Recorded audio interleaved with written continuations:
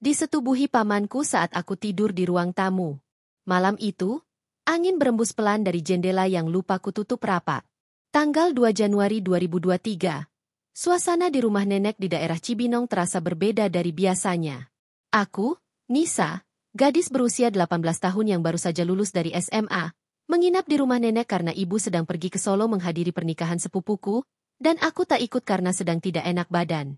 Rumah nenek terletak di gang kecil, tak jauh dari pasar Ciriung. Rumahnya sederhana, berdinding tembok usang yang mulai retak di beberapa sudut. Lantai keramik putihnya dingin, apalagi saat malam. Biasanya, aku tidur di kamar tengah bersama nenek. Tapi malam itu, karena nenek sedang menginap di rumah tetangga yang sedang sakit, aku sendirian. Aku memilih tidur di ruang tamu karena udara di kamar terlalu pengap. Hanya beralaskan kasur tipis dan bantal kecil. Aku membaringkan tubuhku sambil menonton TV yang suaranya kuperbesar agar rumah tak terasa sepi. Jam menunjukkan pukul 22.41. Aku masih mengusap-usap perutku yang kram saat suara motor berhenti di depan rumah. Tak lama, terdengar ketukan pelan di pintu. "Nis, bukain. Ini Paman Rudi." Suara itu tak asing di telingaku. Paman Rudi, adik kandung ayah, baru sebulan ini tinggal di rumah nenek. Katanya karena sedang cari kerja di Jakarta dan belum dapat tempat kos. Aku bangkit, membuka pintu, dan langsung mencium bau rokok yang menyengat dari tubuhnya. Matanya merah. Mungkin karena mengantuk atau mabuk, entahlah. Ia menyapa singkat lalu berjalan masuk tanpa basa-basi. "Udah tidur?" tanyanya pelan, sambil membuka jaket lusuhnya. "Belum, baru mau," jawabku singkat. Aku kembali merebahkan tubuhku di kasur kecil, berusaha tak menggubris kehadirannya. Ia masuk ke dapur, lalu duduk di kursi ruang makan sambil memainkan ponselnya. 15 menit berlalu. Aku mulai terlelap. Suara televisi sudah kupelankan, dan tubuhku tertutup selimut tipis. Tapi entah kenapa, aku merasa ada yang mengawasi. Mataku terbuka setengah, dan dalam cahaya temaram TV, aku melihat sosok Paman Rudi berdiri beberapa langkah dari kasurku. Jantungku berdegup keras. Aku berpura-pura tidur, berharap ia akan kembali ke kamarnya di bagian belakang rumah. Tapi langkahnya justru mendekat. Aku bisa mendengar napasnya, berat tak beraturan. Ia jongkok, lalu tangannya menyentuh rambutku. Pelan, seperti sedang memastikan aku benar-benar tidur. Aku ingin bergerak, tapi tubuhku kaku. Aku terlalu takut. Dalam hati aku menjerit, tapi tak ada suara yang keluar. Lalu, tangan itu merayap ke pundakku, turun perlahan ke bagian bawah selimut. Nafasku mulai tersengal. Suasana malam yang tadinya sunyi berubah menjadi mencekam. Aku ingin kabur. Tapi saat itu, aku tak tahu harus bagaimana. Aku tetap diam, mematung dalam selimut tipis yang tak lagi mampu menahan gemetar tubuhku. Tangan Paman Rudi, yang kasar dan berbau rokok itu, menyentuh pundakku lagi. Lalu turun perlahan, melewati lengan dan berhenti di pinggangku. Aku merasakan detak jantungku berdentum seperti genderang. Rasanya seisi rumah bisa mendengarnya. "Masih kecil, tapi udah gede juga ya sekarang," bisiknya pelan, nyaris seperti gumaman. Tangannya terus bergerak. Aku menahan napas. Ingin menjerit, ingin menolak tapi otakku terasa kosong. Tubuhku seperti tak mau diajak kompromi. Ada ketakutan yang mengakar kuat di dadaku. Aku tahu, ini salah. Tapi aku juga tahu, jika aku melawan dan berteriak, bisa saja dia bertindak lebih kasar. Rumah ini kosong. Tak ada siapa-siapa yang bisa menolongku. Paman Rudi perlahan membuka ujung selimutku. Sinar biru dari layar TV membentuk bayangan samar di dinding. Aku bisa melihat wajahnya dari sudut mataku. Matanya menatapku dengan cara yang membuatku ingin muntah. Ada sesuatu yang menjijikan dan tak wajar di sana. Aku meremas ujung bantal, berharap semua ini cuma mimpi buruk. Tapi tidak. Napas hangatnya mulai terasa di leherku. Dan kemudian, ia mulai melakukannya. Tangan kanannya masuk ke dalam baju tidurku yang longgar. Ia mengusap kulitku seperti sedang memilah sesuatu yang hendak dibeli. Aku menahan air mata, mencoba terus berpura-pura tidur meski air mata sudah mulai mengalir di pelipis. Aku tahu, saat itu aku sedang dihancurkan. Ia bergerak makin jauh. Aku menggigit bibirku sendiri sampai terasa asin. Tapi rasa sakit itu bahkan tak ada artinya dibanding rasa ngeri di dalam hatiku. Aku ingin berdoa, tapi pikiranku terlalu kalut. Aku bahkan tak bisa menyusun kalimat apapun dalam hati. Kemudian, semuanya menjadi lebih buruk. Paman Rudi membuka seluruh selimutku, dan tubuhku yang setengah tertutup baju tidur itu kini terekspos sebagian. Ia mulai membuka sabuk celananya sendiri. Suaranya jelas terdengar di antara sunyi malam. Klik, klik. Suara gesekan logam itu kini menjadi suara paling menyeramkan yang pernah kudengar seumur hidupku. Aku masih berpura-pura tidur. Tapi tubuhku mulai bergetar. Ah, Nisa, kamu cantik ya sekarang. Mirip almarhum ayahmu tapi lebih manis. Katanya lirih sambil membelai rambutku. Ia membungkuk mendekat. Dan saat itulah, aku tak bisa menahan tangis lagi. Aku menangis. Tubuhku menggigil. Aku tidak bisa berpura-pura lagi. Tolong jangan, Paman jangan. Suaraku pecah, nyaris tak terdengar, tapi cukup untuk membuatnya kaku sesaat. Ia mundur sedikit, tapi hanya beberapa detik. Udah tanggung. Nis, lagian kamu juga pasti suka, kan? Gak usah sok polos deh. Katanya, dengan suara parau dan tangan yang mulai menarik lenganku. Aku menendang. Dengan tenaga yang tersisa, aku dorong tubuhnya sejauh mungkin.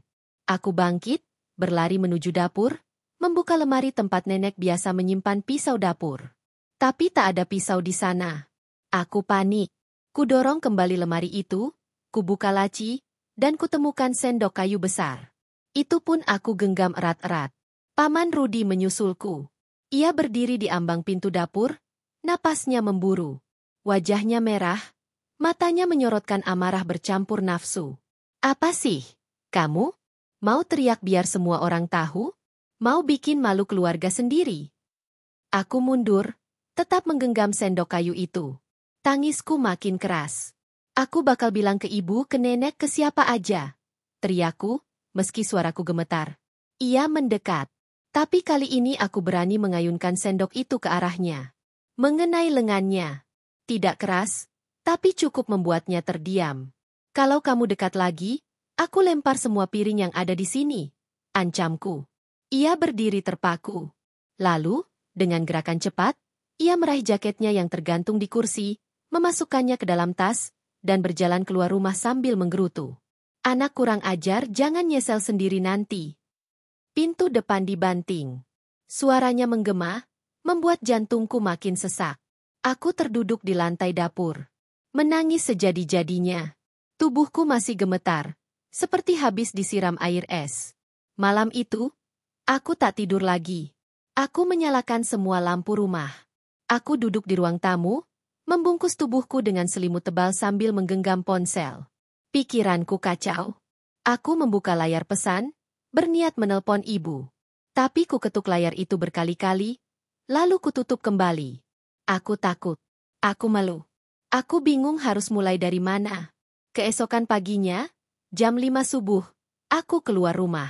Aku jalan kaki menuju rumah Bu Nur, tetangga depan gang yang paling dekat dengan keluargaku. Tanganku dingin. Wajahku pucat. Bu Nur yang membuka pintu melihatku seperti melihat hantu. Nisa? Ya Allah, kenapa kamu? Kamu sakit, nak? Aku hanya diam. Lalu air mata itu kembali jatuh, deras.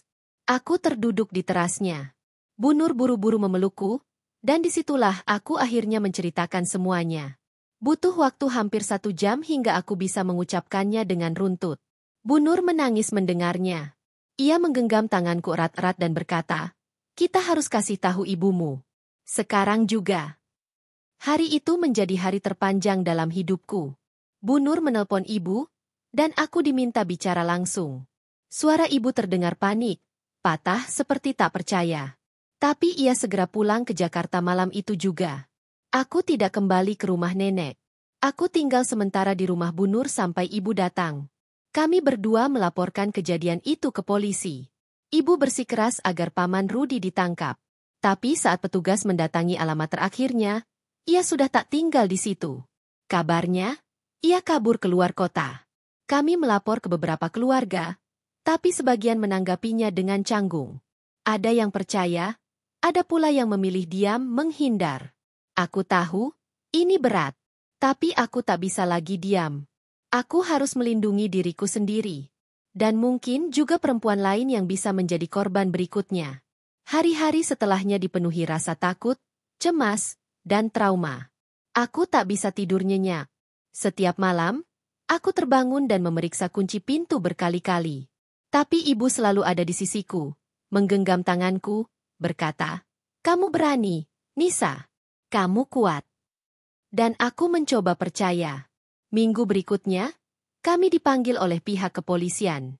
Ada petunjuk bahwa Paman Rudi terlihat di kawasan Depok, bekerja serabutan di sebuah bengkel kecil. Kami menyerahkan semuanya kepada hukum. Tapi proses itu panjang dan berliku. Sementara itu, aku mulai menjalani sesi konseling dengan seorang psikolog yang direkomendasikan oleh Lembaga Perlindungan Perempuan. Namanya Bu Maya. Ia lembut, sabar, dan tak pernah memaksaku untuk bercerita. Ia hanya mendengarkan dan pelan-pelan membantuku mengurai trauma itu satu persatu.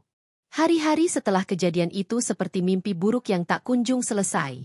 Aku tinggal bersama ibu di rumah kontrakan kecil di bilangan Ciputat, Tangerang Selatan.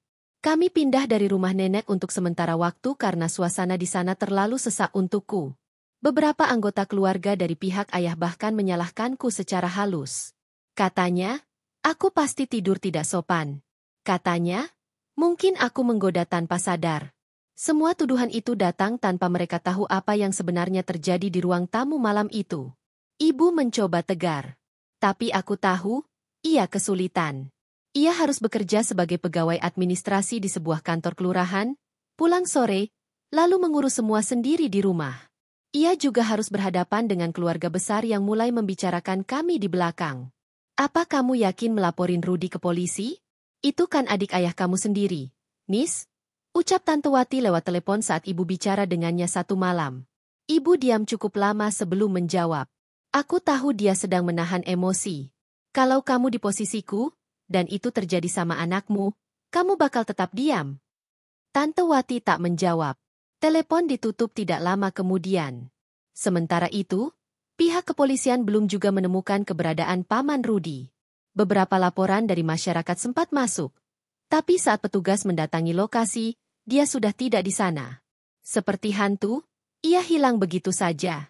Kadang aku bermimpi ia berdiri di depan pintu rumah, menatapku dengan senyum menyeringai, lalu mendekat perlahan tanpa suara. Aku terbangun dengan tubuh basah oleh keringat. Ibu kadang ikut terbangun dan menenangkanku. Seiring waktu, kami membuat jadwal tetap untukku bertemu dengan Bu Maya, psikolog yang mulai menjadi tempatku belajar menyembuhkan diri. Perasaan bersalah yang kamu rasakan sekarang bukan milikmu, Nisa. Itu milik orang yang menyakitimu.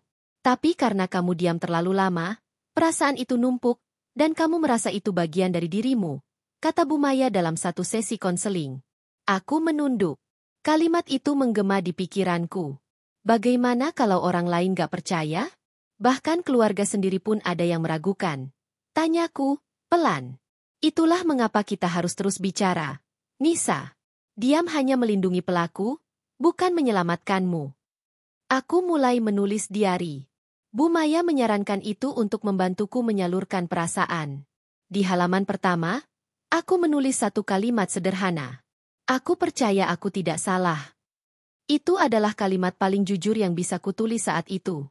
Setiap malam, aku menulis tentang mimpi burukku, tentang rasa takut setiap melihat pria berbadan besar, tentang kebencian yang perlahan mencair, dan tentang harapan kecil bahwa suatu hari aku bisa tertawa tanpa rasa bersalah lagi.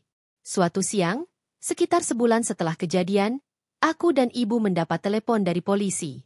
Mereka menangkap Paman Rudi di sebuah kos-kosan di daerah Bojonggede. Ia sedang bekerja serabutan di warung nasi dan tidur di lantai atas bangunan yang tak layak huni. Ketika ditangkap, ia tidak melawan, tapi juga tidak menunjukkan rasa menyesal. Kami diminta datang untuk proses pemeriksaan dan pendalaman keterangan. Aku gemetar saat duduk di ruang interogasi. Meski tidak langsung bertemu, hanya duduk di ruangan yang sama dalam jarak berpuluh meter pun sudah cukup membuat lututku lemas. Ibu menggenggam tanganku erat-erat. Aku bangga sama kamu, bisiknya saat menungguku di luar ruang penyidik. Petugas memberitahu bahwa proses hukum akan berjalan, dan kami bisa melanjutkan laporan hingga ke kejaksaan. Tapi tentu tidak mudah. Harus ada visum, saksi, dan dokumen pendukung lainnya. Kami diminta menguatkan bukti dan bersiap mental jika kasus ini masuk ke pengadilan. Bu Nur, tetangga yang pertama kali mendengarkan ceritaku, bersedia menjadi saksi.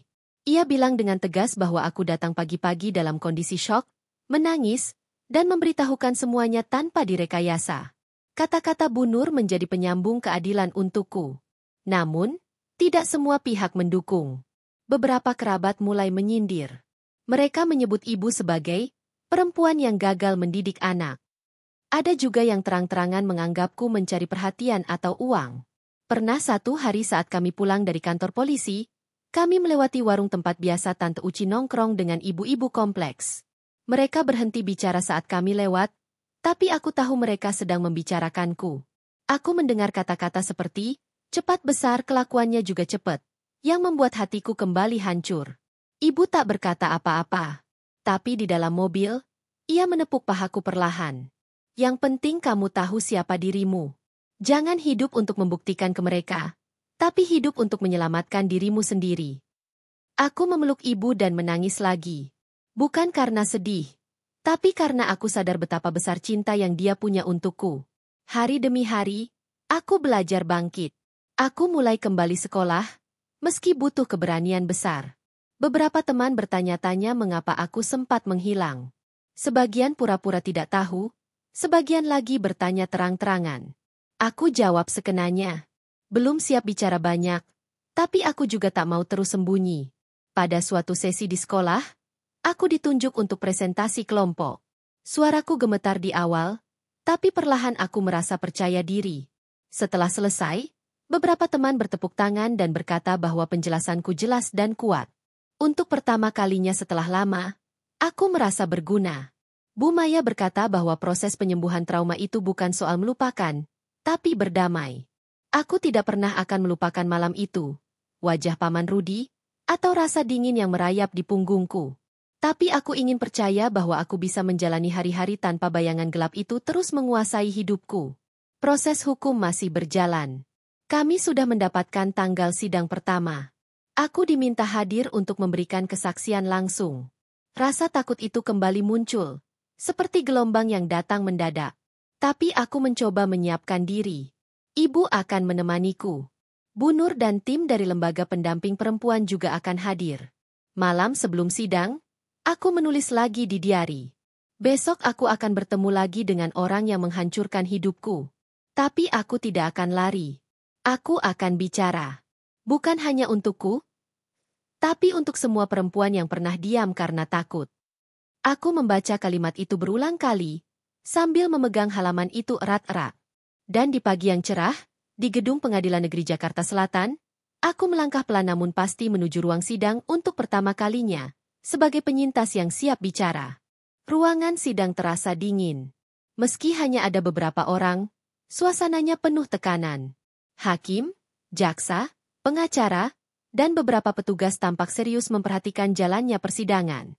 Aku duduk di bangku saksi, dengan suara gemetar namun berusaha tenang menjawab pertanyaan jaksa. Apakah saudari yakin bahwa terdakwa di hadapan saudari ini yang melakukan tindakan tersebut? Aku menatap lurus ke depan. Paman Rudi duduk dengan kepala tertunduk.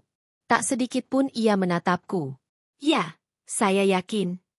Kalimat itu keluar dari mulutku seperti beban bertonton yang akhirnya dilepaskan. Ibu duduk di belakang, menangis pelan. Bu Nur menggenggam tangannya. Beberapa staf dari Lembaga Perlindungan Perempuan mencatat proses dengan seksama. Selama persidangan berlangsung, berbagai bukti diperlihatkan. Rekam jejak digital pesan singkat antara Paman Rudi dan saudara-saudaranya, hasil visum, serta kesaksian Bu Nur dan ibu menjadi penguat. Paman Rudi akhirnya mengakui sebagian perbuatannya, walau tetap mencoba menyalahkan keadaan. Aku hilaf dia tidur pakai celana pendek. Aku laki-laki. Namanya juga nafsu, aku gak maksud nyakitin, katanya. Ruangan mendadak sunyi. Hakim mengetuk palu pelan. Nafsu bukan alasan untuk melukai. Apalagi kepada keponakan sendiri, ucapnya. Sidang berjalan beberapa kali. Setelah hampir 4 bulan, keputusan akhirnya dibacakan. Paman Rudi dijatuhi hukuman penjara selama 8 tahun. Saat keputusan itu diumumkan, aku tidak merasa bahagia. Tapi juga tidak sedih. Yang kurasakan adalah kelegaan. Seperti baru saja bisa bernapas setelah lama tenggelam. Di luar ruang sidang, beberapa wartawan mencoba menanyakan perasaanku. Tapi aku memilih diam. Aku tak ingin kisah ini menjadi konsumsi publik yang penuh gosip dan sensasi. Aku hanya ingin hidupku kembali normal. Aku ingin sekolah, ingin tertawa dengan teman, dan ingin bisa tidur tanpa mimpi buruk. Setahun kemudian, aku duduk di bangku taman kampus, sudah menjadi mahasiswi semester pertama. Ibu masih bekerja di kelurahan, dan kami sudah pindah ke tempat yang lebih layak. Luka itu belum benar-benar hilang, tapi sudah mulai sembuh. Aku bahkan mulai ikut kegiatan advokasi untuk remaja perempuan. Setiap kali ada sesi diskusi tentang kekerasan seksual, aku hadir. Kadang berbicara, kadang hanya mendengarkan.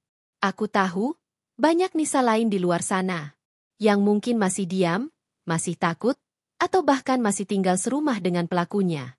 Dan jika kisahku ini bisa memberi keberanian untuk satu saja dari mereka agar bicara, maka semua sakit dan luka ini tidak sia-sia.